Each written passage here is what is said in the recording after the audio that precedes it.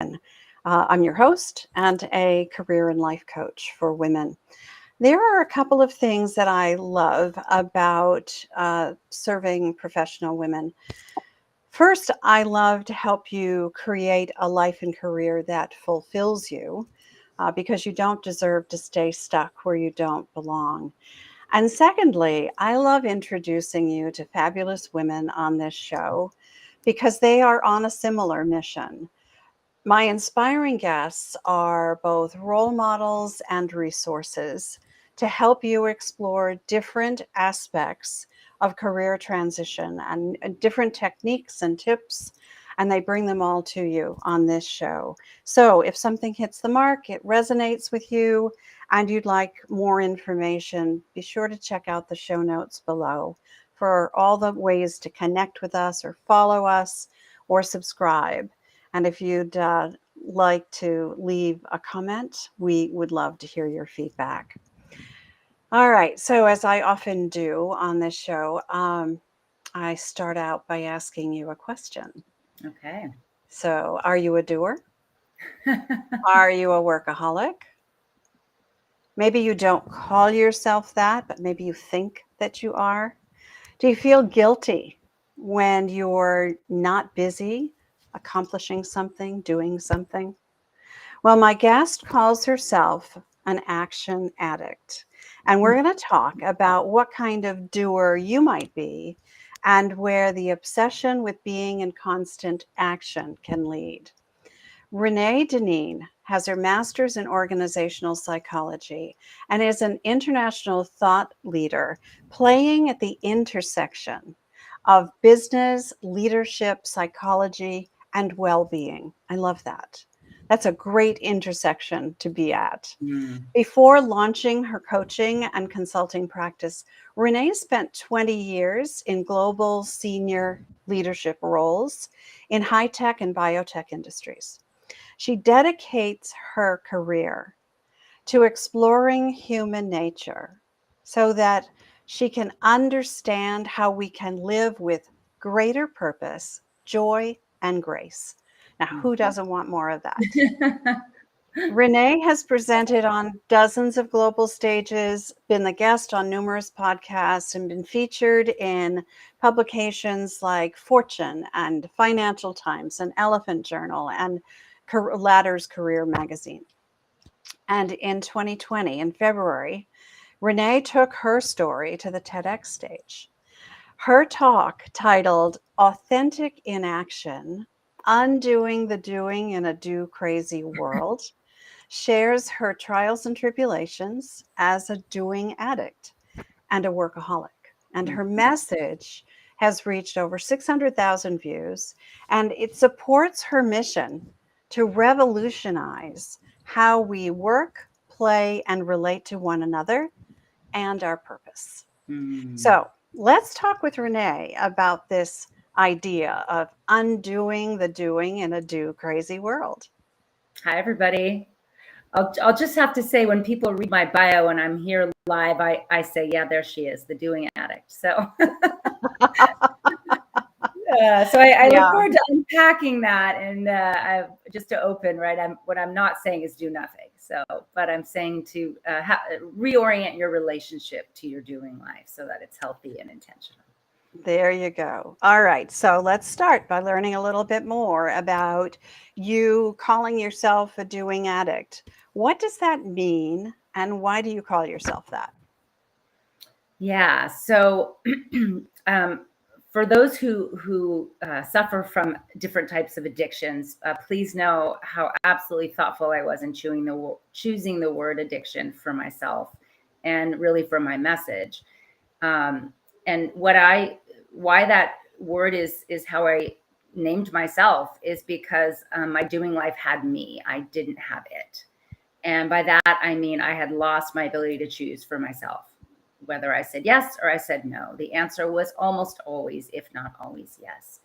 Raise my hand for a new project, say yes to a social engagement. It didn't matter if I wanted to go or not. I had lost my ability to tune in to my deeper desires, my more authentic voice that would allow me to choose.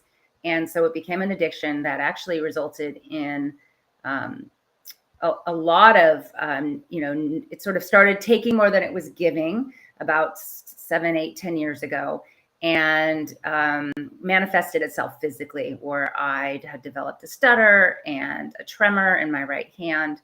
And my doctor thought I had multiple sclerosis, and thankfully I didn't, but I had done that to myself. I had overworked my entire adrenal system, and nervous system was completely breaking down, and my health was deeply at risk. So it was at that time that I really had to pause and see how my doing life was serving me and how it wasn't. Wow. That's scary to have developed symptoms that could have been Warded off diagnosed earlier, yes. with something way worse than what you were struggling with. But I can imagine how that could take you down a rabbit hole, right? Yeah. Who am I So, without my doing? I mean, my whole identity was wrapped up in what I achieved. yeah, yeah. So I'm curious because I know where mine comes from. Um, have you thought about, or have you explored? I'm sure you have. Have you explored from where it stems for Yeah. you? Yeah. I think we're going to get into the 5 different types of doers later, but for me, it was very well modeled. It was definitely, I don't know if I want to say genetic, but a family trait. Both my parents were workaholics. My mother is still 77, works 50, 60 hours a week. So it was well modeled. I started to notice I was raising, particularly my daughter, whose personality is more similar to mine than my son. I was raising another active doer. And the message I was sending to myself and to her and to others was that really I was complicit in being a leader that projected success as constantly overdoing. And, at this moment in time, I refused to live my life one more day, representing that as success. The other thing I will just say is that there is a societal addiction, and I know I'm not alone. And in the world, doers are really admired. They're recognized, they're honored, they're revered. And so to undo the doing for me wasn't really, I had to break a systemic bias that I had been a part of and that I helped to create. And in that, breaking the addiction, for me, I did have to leave my corporate setting. I was ready to anyway. So I don't want to blame corporate, although corporate doesn't make it easy. So if you have that propensity to do for whatever reason, and I'll describe some of those reasons later, for me, I was avoiding some bigger questions in my life. I was avoiding boredom, just being still. Okay. And the identity and value that I placed on, pausing and rest and sleep. I was a chronic insomniac. So I had devalued everything that would have served me earlier in my journey, and not it not becoming an addiction, but really a strength, because it can still be a strength without becoming an addiction. But I ignored all that. Right. Okay. I didn't know any other way. I really didn't. Yeah. Well, thank you for sharing that, because I think the environment in which we are raised and the models that we see around us very often are what are how we learn to be. That's right. So let's talk about this. I talk about this with my clients a lot, about the difference between doing and being. I want to talk about that with you because I think you have a unique perspective on this, and it can cause some tension. It can cause some resistance. Yeah. So let's talk about that. Well, first, a funny story, because people ask me, "Oh, did you become a doing addict in your working life?" And I have to say no, because one of my best friends from college got me a book for my birthday one time, and it went on my coffee table, and it was The Art of Being, and I was maybe 20. So this addiction has been with me a long time. I ignored the book for many years, but now it's on my nightstand, and I leave it there as a gentle reminder to myself that I'm always going to be in recovery, because this has kind of always been a part of me. So yeah, what's the tension? For me, the tension was, while we absolutely make an impact on the world by taking action, our actions should really be more of a natural extension of who we are. Instead, what we do has become the definition of who we are. We need to flip that back. Who am I? And therefore, what should I do? And that's the connection I had lost. And that's the tension for me, is that I believed that my true identity was this overachiever, go-getter, goal checker, task do master, multitasker. I was a mom and an executive, and it just, all my roles, it followed me everywhere. And what I didn't realize was how that doing kept me small, kept me in check, really limited the expression of who I was, who I really am, which is so much more than what I do. So that's for me, the tension between the being and the doing, is that my doing defined my being instead of my being defining my doing. I love that. And it's a great distinction. And it, the way you expressed the doing part, it felt to me, and I've been guilty of this several times in my life, that we are living up to other people's expectations of us. Yeah. And what happens when we do that, and that's all we do, right, is try to keep everybody else happy, live up to what other people expect us to do, keep climbing the ladder because it's expected, that we end up compromising our own values and our own identity. That's right. Yeah. Yeah. Okay. Yeah. And yeah, I like you said the danger. The danger in that is that you will let yourself and others down, because you can only show up not as you are for so long. They call it a midlife crisis. They call it a nervous breakdown. They call it a burnout. All sorts of words for it. What happened is that you lost your ability to choose. You gave up your power to something. Right. Yeah. And you've lost who you are. Right. So you call this an addiction for you. I don't know that I would have called it that for me. Never thought of it that way.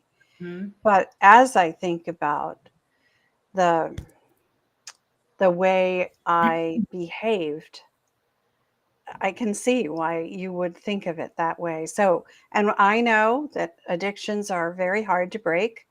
Had a few of my own. So why is this one so hard to break? Well, beyond, if it was role modeled for you, or if for the majority of your life you've been affirmed for that. And, again, this isn't about blame. I could think back to early childhood experiences initially around grades or sports. I'm a parent. I know sometimes I still, and I wouldn't say I'm defining you, child, by what you do, but right, like I associate the outcome of a good grade, right, with efforts that they took. Or we often see it kind of more simply, as opposed to like, this is just something, a grade. Okay, so they get a C or something, right? And so what was going on? If they were putting effort into other places, it's not like they would just drop the ball here. So for me, it kind of just like, it was all or nothing. I either did everything or did nothing. And so for me, the addiction became, let's say if you're resonating with this message, but you're wondering like, am I just a good doer, or is it an addiction? I think that's what you're asking. And so for me, the difference is, do you raise your hand at work to pick up a project, even though you absolutely have no time, and potentially even other balls are starting to drop, right? Do you say yes to a friend to go work out in the morning when what you really want to do, if you were just taking that moment, and I call that authentic inaction, just for a moment, pausing long enough to create a little distance so that you can choose between the stimulus and your response. And in that inaction, it could be a second, mostly it's a couple seconds, or it could be a day, an hour, a month, depending how big the decision is, but that you are always in choice. And you don't rely on that habitual response, which for me was hand up, yes, sure, see you there, that I would say, do I want to do that? right? And just give myself a pause and be, yeah, I do want to do that. And I'm all in. And one of my keynotes is about this idea of learning to say no. For you, it may be that simple. You just don't feel comfortable saying no. And I'm going to save some of my tips because that's generally a big challenge for people that crosses other topics other than being a doing addict.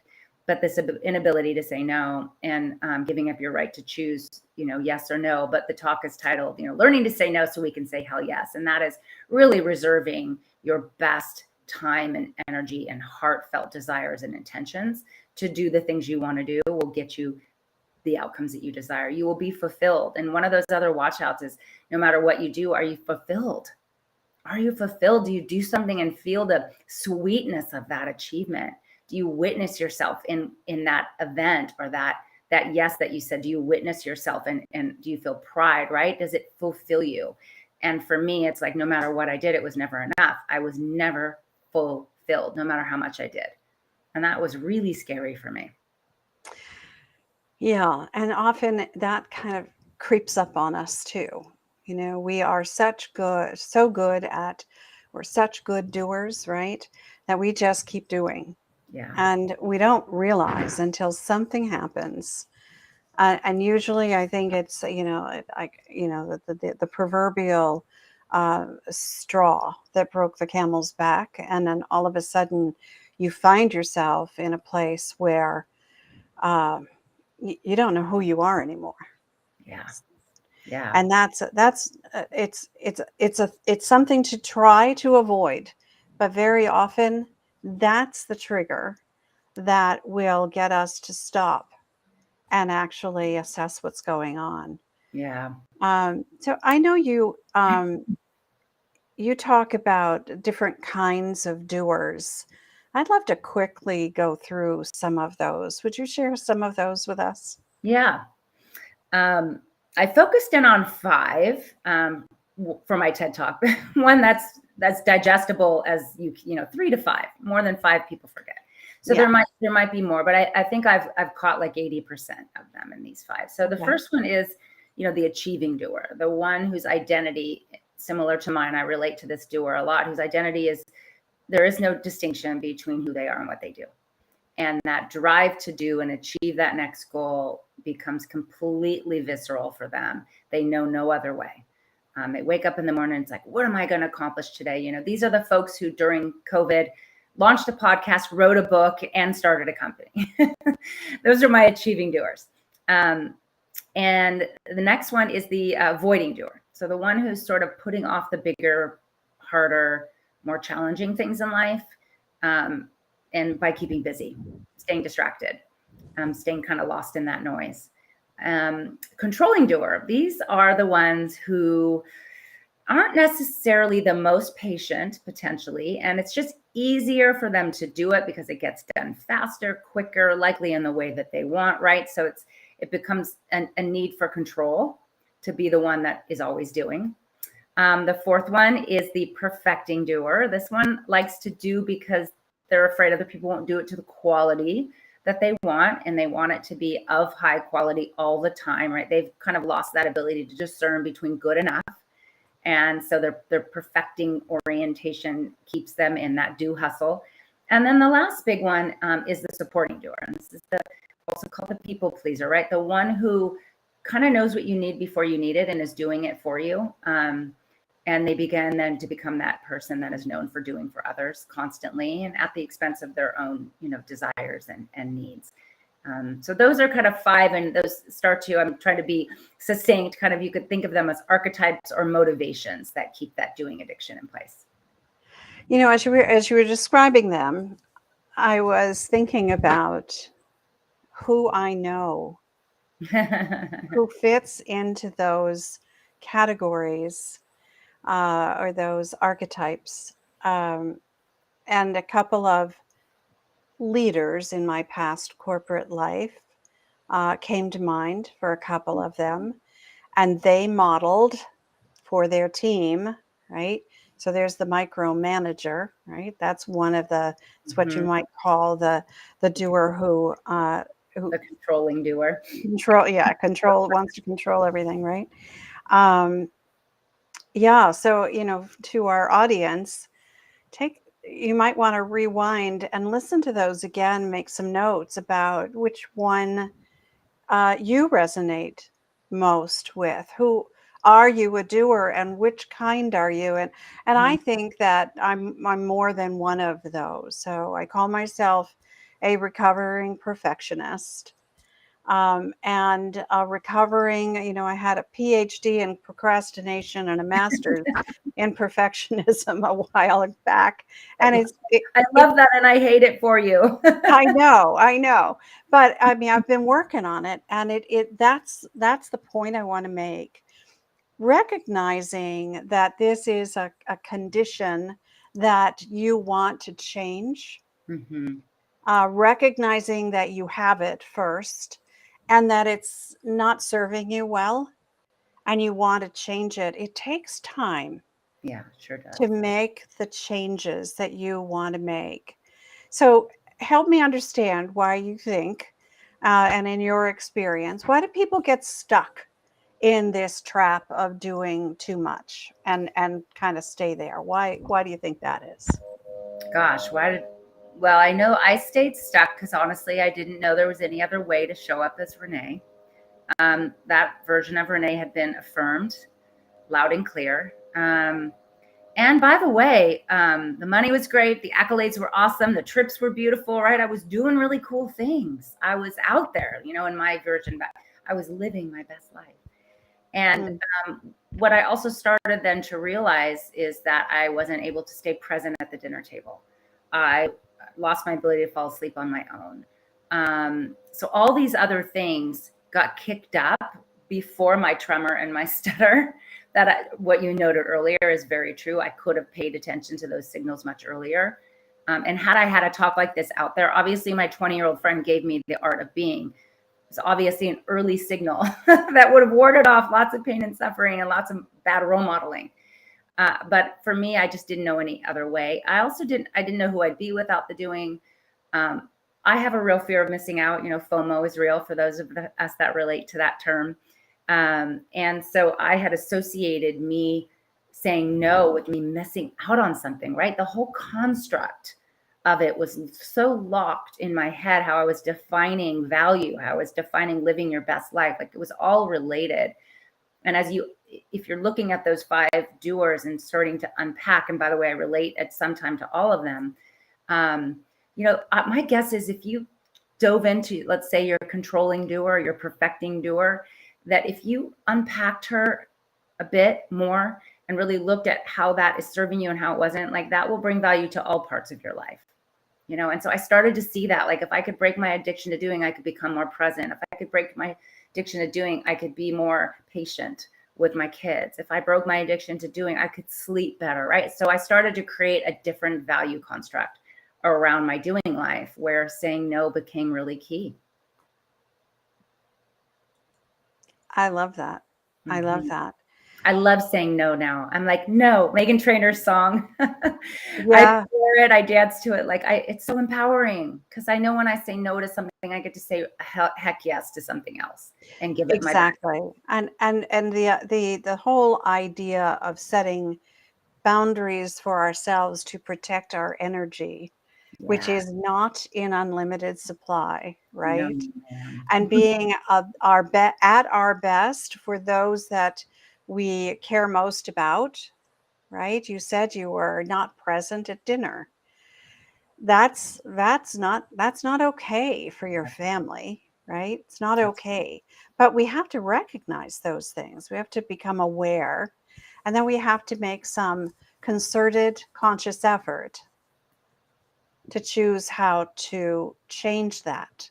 yeah. So, what are some of the ways that we could better align with who we are, and what we do? Well, if you've never done a deep dive into yourself, and you can do that with a tool like the Enneagram or other tools out there that kind of hold a mirror and help you see yourself in a more expansive way. Start there. Who am I really? Because I'll say for me, I'll use the Enneagram as an example for those of you that follow that. my dominant type is called the enthusiast, right? Inherently, my personality wants to do fun things, wants to be out in the world, wants movement and momentum and action. And so, that's already, I don't want to say a tick against me, because there's beauty in those parts of me as well. But I know that that's already in me. So I'm going to need to also refine kind of my day-to-day life, how I show up, how I think about the world, how I tap into my strengths and limitations. So the first would be like, get to know yourself better.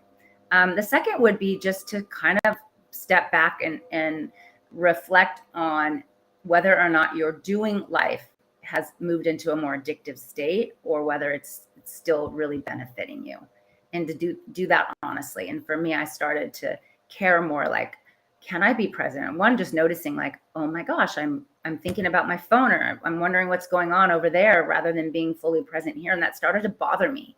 So the it's not a watch out. Maybe it's just you're on the right track.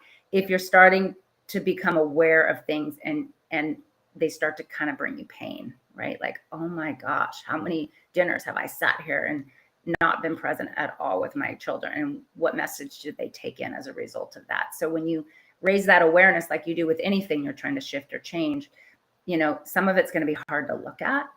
And so, certainly be kind with yourself as well on that journey. I still am. I've had some events that have happened to me since I became aware that my doing was really more of an addiction that had me, and I didn't have it. And those life events kind of also, I feel like I trust the universe, and I feel like things happen. Like doing my TED Talk, people have said, is that just another thing to do? And I said, no, that was me taking authentic action. I chose that. And I chose that, one, because I think the message can relieve suffering. And I also chose it to help me stay in recovery. And so take the actions that are authentic for you, because what's at risk for me and is at risk for you, if you're saying yes to things you don't want to do, is that you're not showing up in the world authentically. And so I just started to care more about that, really just switching the way I was seeing it totally on its backside. Yeah, it's flipping it so that you see things. I love it. What comes to mind is one of my very favorite quotes from Wayne Dyer. When you change the way you look at things, the things you look at change. So when you flip something on its head, and that means, sometimes it means you and everything inside of you, right? The way you've looked at things in the past that has caused you to behave the way you behave, the beliefs you hold, right? That may have been taught to you from early childhood, and you've just kind of drug them with you. You've worn them like, very well used clothes that you don't want to get rid of because you're afraid of what else might be there instead. Yeah. But when you put yourself in that mode of making choices for yourself, it's so empowering. I am so happy that you talked about that. Thank you. So let's relate back to your life. Tell us, what is different for you in your life today after having broken the addiction? And I know you keep saying you are still in recovery. Well, I know that about perfectionism too. I have to constantly remind myself that that's not who I am anymore. How have things changed for you? Oh my goodness. Well, in my relationships, I was always overstretched, always overbooked. I was showing up haphazardly. I could never flake as well. Like if I said yes, I could never unwind it later. Now I realize like stuff happens. Like give people grace if they have to change plans. And I don't mean like career flakes, right? People who always flake, but things happen, and we have to give people a break, and commitments do get broken. But for me, I think my quality of my relationships, when I am on a trip with girlfriends, or I am visiting a school with my son, or I am having dinner with a friend, or I'm watching TV with my kids, or whatever, I'm fully there. It was like a muscle I had lost. It was like I was running a triathlon and I got the running and biking right, but I didn't know how to run, right? So I really have brought that back into my many gifts and talents and ways that I want to show up in the world. So my relationships have shifted significantly. I feel like people know me better, really, who I am. Like every time I say no, I give a message about who I am and what's important to me. And when I say yes now, that message is clear too. So I feel like people also know who I am. Sleep is much better. I would say I still am not a great sleeper, but I've also shifted my relationship to sleep, the value that I place on precious sleep. So that has shifted everything, my patience, how I show up, my health, my energy. And then in my working life, and this is, I ended up going out on my own about 7 years ago. And of course, the fear is always like, oh, can I go out on my own? Can I still keep my lifestyle? All of that are real concerns. But I think for me, this idea of like, will I be able to say no? Will I have the courage and the clarity to say no to clients for work that I don't want to do? And if I was leaving a great job, which I did, that I loved, but I loved the idea of something else more. I didn't want it to be for naught, and I didn't want to just fall back into the same trap. So I feel like I'm really able to show up and do my biggest work in the world and be on purpose in that and deliver value and make the contributions that I desire. So for me, that's very significant. And, obviously you look back on your life and you see the impact that you've had, but I just feel like I've set myself up to have the impacts that I want and to live more on purpose. I love that, to live more on purpose. Mm-hmm. Something else you said that I love, figuring out what you value most and how you place value on the choices you get to make. Yeah. What's important to you now? Not what used to be important to you, not what's important to someone else, but what's important to you now. So Yeah. when I work with my clients, there are, 3 big questions, and you're talking all around them. We're talking right at them. Who are you now that things are changing for you? What do you value most? And what do you Mm-hmm. want? Right? 3 Mm-hmm. big questions. And I think if you can dig to answer those, either with the help of the Enneagram or with a coach like Renee or me, or there's so many of us out here that could help trying trying to figure out the answer to those questions, I think is really important. And the value question, I Yeah. think, is foundational.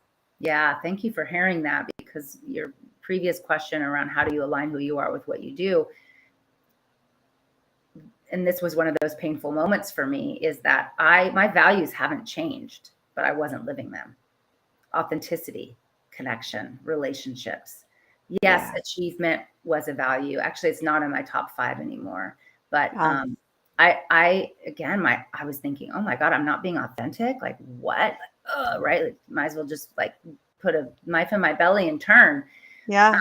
and so I think that is part of why I realized, like, oh, I've lost connection to who I am. Is if I went, went to heaven tomorrow, would I be pleased with how I ended? And I said, no, I wouldn't, because it wasn't really me. It wasn't the whole me. So my values were also a good check-in for me. And I would say, Yeah. that's your conscience speaking. And when Yeah. one of those values becomes at risk, and for me, health was one. That's why the well-being is also a value for me, overall health and well-being. And so when that became at risk, I don't know why that was the one that woke me up, but it did. But my other values were already at risk. And I just Yeah. ignored it because the accolades felt better. Yeah, Yeah.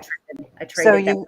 you put more value on the accolades than Yes, you did on your own overall well-being. And absolutely. that's where I think we just have to stop, and I call it the power of the pause. Mm-hmm. When we take a pause and just really honestly look at what's going on in our lives and how we are responding to everything that's going on, and are we happy with Yeah. that? And are we Do we happy? feel, you said it before, do we feel fulfilled by what we're doing, who we are, how we're being? Yeah. And if the answer to any of those is, not so much anymore, then Mm-hmm. it's time to really start taking a look, because we have so many options and choices. Mm-hmm. I like to say, we don't have to stay stuck where we don't belong. We don't have to. We have choices and options. All right. So we've gotten to the, I'm sorry, go ahead. I'd say something similar to that. Like suffering is often optional. Sometimes suffering is, you got to just suffer, work through it, figure out what it wants to teach you. But we suffer so unnecessarily. Yeah, sometimes we do. And we bring it up upon ourselves when we don't have to do that. Yeah, that's so true. All right. So we've come to the, towards the end of our show, and the last segment is always where I ask my guests to share some practical tips and strategies with us, some great takeaways for our audience. It's why I call the show Tips for the Transition. So, Renee, what's your first tip? If you are resonating with this message and you feel that you may have a doing addiction that has started to serve you less, or maybe it's never served you, that's fair too. Start to really tune into your belly. For me, I really expanded my appreciation for my somatic intelligence, and usually my belly knew to say no, but my mind overrided it. And I now listen first. Like if I get that little oh, don't do it, Renee, don't say no, right? I trust it immensely. So trust that, whether you call that your instinct or your belly or your felt sense, really develop the muscle to tune in there. And I really feel like that will serve you in a bunch of other places as well. Oh, indeed. Yeah. Indeed, right? So a lot of people say, trust your gut. So I call it your inner wisdom, because it's never wrong, never ever wrong. That's if right. you learn to listen and heed. Yeah. Some people would say like you get a flash of heat, or maybe your jaw gets right. We feel it somewhere, right? Exactly. You feel it somewhere. Your body's saying, please say no. Yeah. Yeah. The other is to shift, this really idea of shifting your relationship to the word no. And, we're taught that no is selfish, or no one will respect my no. And that's just not true. No is honest. No is thoughtful. People will respect your no. And I think that, you don't have to justify it. If no is your answer, we teach people how to work with us. And so know that they will honor your no, at least go into believing they will honor your no. And if they're not honoring your no, get curious about that. But, majority of the time that's on them, not on you. Sometimes maybe at work or something, you're like, okay, how can we make this work, right? Where I can still stay in check and do this authentically. So that would be a second piece of advice, is what's your relationship with no? Yep. I think that's great. It's a great way to just kind of check in on yourself as well. And, no doesn't have to be an absolute either. No doesn't mean never. It doesn't mean never. Exactly. It can be no, not now.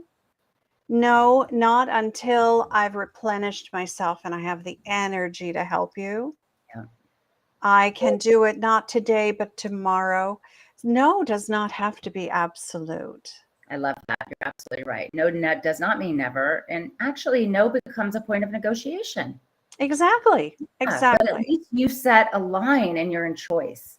Yeah. And then, of course, we don't want to be stubborn, right? And resistant and rigid. Right. It's an opportunity for compromise and collaboration, and those are good things. Those are great things. Yeah. Okay. And then one last tip, which is, unfortunately, no one is going to do this work for you, because the world wants you to say yes. Look at the number of books that say yes versus no, that teach us to say yes versus no. And it's not balanced. And so the world wants you to say yes.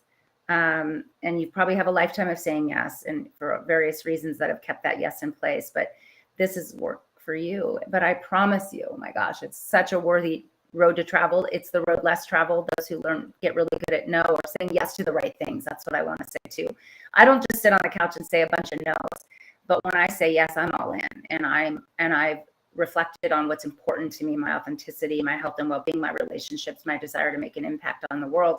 So I have my glasses that I put on now for my yeses or no's is clear. Before it was like God that only had one view in the theater. So I think that sounds exciting. And also give yourself a break. We're not always up for a big shift in our life, so timing is important, but the world won't make this one easy for you, but that doesn't matter because you can do it anyway. Yeah, that's great advice. This does not it I wish it were this easy to flip a switch, right? And say, take a look at what's not working for you right now. And you may have been doing it for decades Yeah. and it's not working for you now. It's really, it you can't just flip a switch and make the change, make the shift. Yeah. It takes some time, it takes some introspection. It takes often, I like to say, don't do it alone.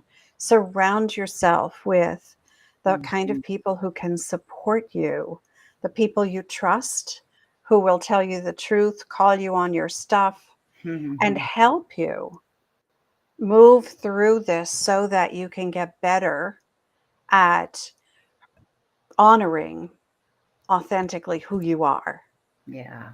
so Ab- that you can be your authentic self and be comfortable in that. And that comes along with saying yes and being all in, like you said, and saying no and feeling really comfortable about that. Beautifully said. Yeah. Renee, I've really enjoyed chatting with you here today. Me too. There's been some great stuff that we've talked about. I hope our audience think about what kind of doer they are so that they can, just kind of peel back the onion a little bit and see Mhm. what's underneath that, what's driving that force, and see if that's really where you want to be. Yeah. And I think about so many coaches and my colleagues say nothing happens until you take action. Mhm. That's true, but it has to be inspired action. That's right. And what's required to make it inspired action is knowing who you are, why you're doing it, what you value, and that you put value on what you do. Mhm. Love this conversation. So I know that people are going to want to reach out to you, Renee. What is the one best way for them to do that? The one best way, probably reneedineen.com, because you'll have links there to my professional life, to my retreat life. I also have a passion for working with women like you do, and mothers and daughters as well, doing some healing work in that space. And then Authentic in Action is my site dedicated to this topic. And I have curated hundreds of resources because I want the list of teaching us to say no to be at least equal to yes, if not even more prominent. So I have really scoured um, websites, books, articles, podcasts, and have put them all in one place under resources. So That's it's fabulous. there. Thank you for doing that. Yeah. Thank you for making it easier for those of us who have, not witnessed your struggle, but now know about it. Thank you for doing that work and compiling all of that for us, You're welcome. curating all that information. Thank you so much. You're welcome. And thank you again for being here. My pleasure. Thanks. Bye. Good luck. And for those in our audience, I want to thank you and tell you how much I appreciate that you are a part of our community. So if you enjoyed this episode, leave us a comment or a review. And if you have a star rating where you're listening or watching, pick a star. As I said at the top of the show, I love creating and sharing resources for professional women who feel stuck in their careers. So if you feel stuck, if something has uh, caused you to think twice about what you're going through right now, and you'd like to get a fresh perspective on it, let's chat. Reach out to Renee or to me. All the links you need to connect with us are in the show notes below. And I invite you to continue the conversation in my private Facebook group called the Career Transition Roadmap. The link for that is below as well. So let's meet again here next Wednesday, same time, same place. Because you know what? I believe it's our time to thrive. So let's thrive together. Till Hmm. next time, I'm Maria Tomás-Keegan, helping you turn transition into triumph.